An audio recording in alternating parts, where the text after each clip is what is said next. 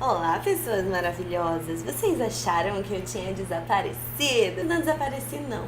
Na verdade, esse começo de ano foi meio que uma loucura, então não deu pra sentar e pesquisar alguma coisa pra gravar pra vocês. Apesar de ter apenas 37 inscritos, eu gosto de falar coisas com sentido. Eu não tive tempo de sentar e pesquisar até ontem. Aí eu pesquisei e estou aqui agora fazendo essa segunda parte do vídeo de estatística para vocês. Vamos nessa, então. Vamos lá.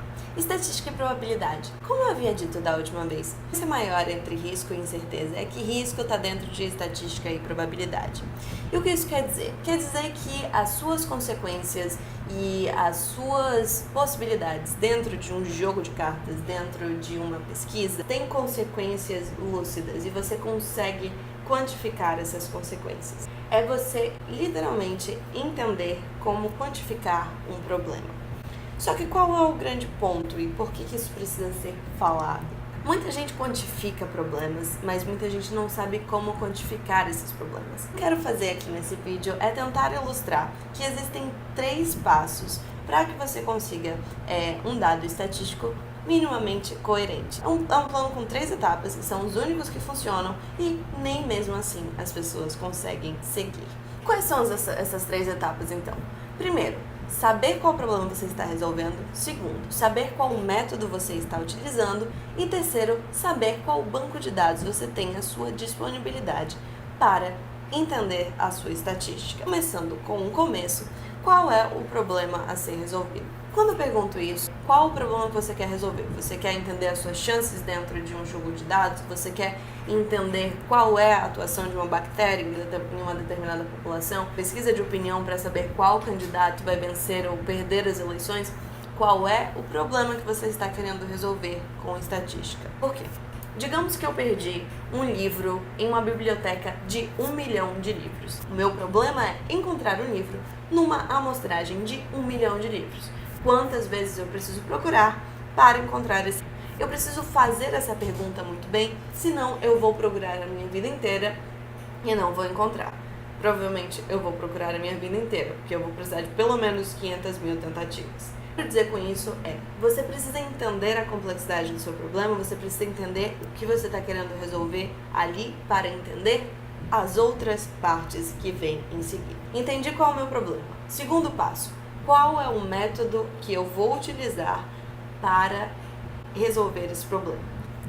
Estou tentando não colocar nomes complicados. Esses 2 são legais, tá? Será que eu vou utilizar uma alternativa frequentista? Será que eu vou utilizar uma alternativa bayesiana? Qual delas eu posso utilizar, na verdade? Se eu for utilizar uma alternativa frequentista, isso significa que eu vou ter que procurar em toda a biblioteca e eu vou ter que levar pelo menos 500 tentativas para pesquisar e para encontrar o meu livro.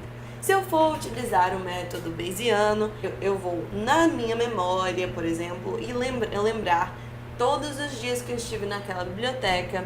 Se quando eu estive era mais provável que eu tivesse deixado naquele lugar, eu vou tentar reduzir se eu for usar um método bayesiano. Mas isso nem sempre é possível, porque pode ser que eu tenha ido àquela biblioteca apenas uma vez e eu estivesse bêbada. Então eu não tenho como utilizar a minha memória como recurso de funil estatístico. Não vai funcionar aí. Eu precisaria entender qual é a minha situação muito bem para encontrar a melhor forma possível de resolver o meu problema. Eu encontrar o melhor método para resolver o meu problema. Se eu estivesse bêbada e eu não tivesse como recorrer à minha memória para encontrar aquele livro, eu teria que usar o método frequentista, muito provavelmente, que exigiria uma busca eterna de pelo menos 500 mil vezes para que eu encontrasse. Ou poderia ser mais inteligente, eu organizava uma galera para procurar comigo, e aí isso reduziria as tantas vezes que eu teria que procurar. Eu entendi qual é o problema a ser resolvido, eu entendi a melhor forma de resolver aquele problema, e agora eu preciso entender a minha amostragem. O que isso significa? Eu, dentro daquela biblioteca, perdi um livro, certo? E é um livro de aventura, não sei. O que eu posso fazer? Eu posso excluir todos os outros livros que não são de aventura e eu não vou ter que olhar necessariamente naqueles livros. Eu vou especificamente olhar para todos os livros de aventura. Ou seja, eu reduzo a minha pesquisa dentro de uma amostra. Eu entendo melhor ainda qual é o ponto e onde é que eu devo pesquisar.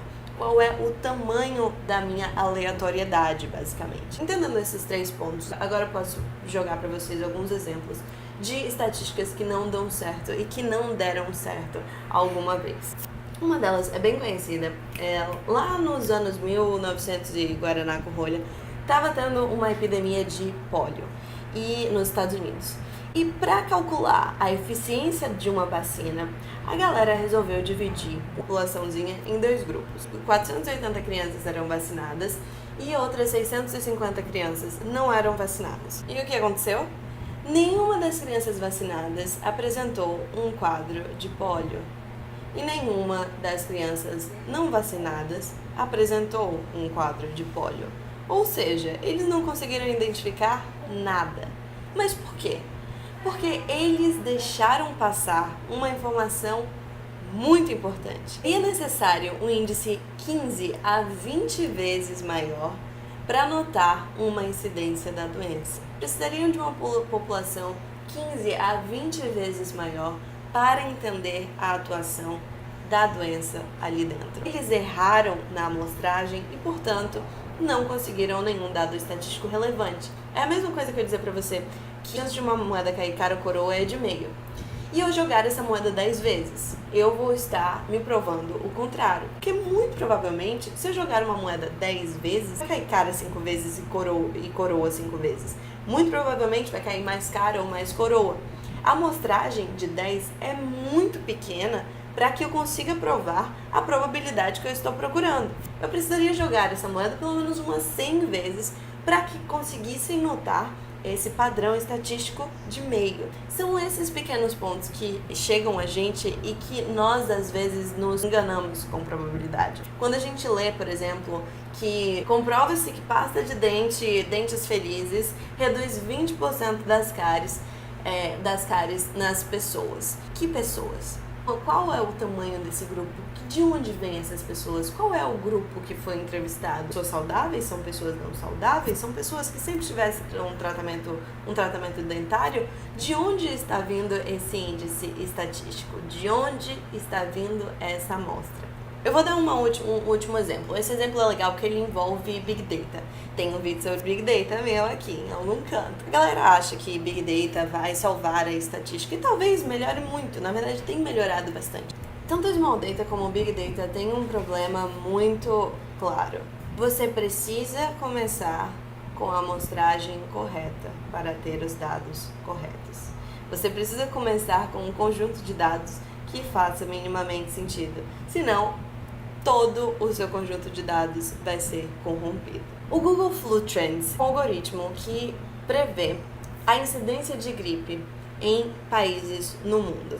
E ele faz isso de acordo com pesquisas. Se pesquisa sobre gripe, o Google entende que você pode estar com gripe, o que é uma coisa relativamente inteligente, que inclusive funcionou durante muito tempo, até não funcionar mais. Ele já falhou muitas vezes e ele vai falhar várias vezes ainda. O que aconteceu? Em 2013, o Google Trends quebrou, mais uma vez, porque foi a segunda vez que ele quebrou, porque existia um alto índice, existia uma previsão muito grande de gripe nos Estados Unidos, quando na verdade nada disso era real. Na verdade, era apenas um mecanismo de busca que a galera estava fazendo porque estava com medo da gripe suína. O Big Data, ele é bem legal para identificar várias coisas, mas ele não é a solução para os nossos problemas estatísticos. O que falha, por exemplo, na estatística do Google? O que torna ela um pouco ruim e falha? Você está escolhendo um método absolutamente simples para relacionar duas coisas absolutamente variáveis, tanto o comportamento da gripe como o comportamento das pessoas na internet.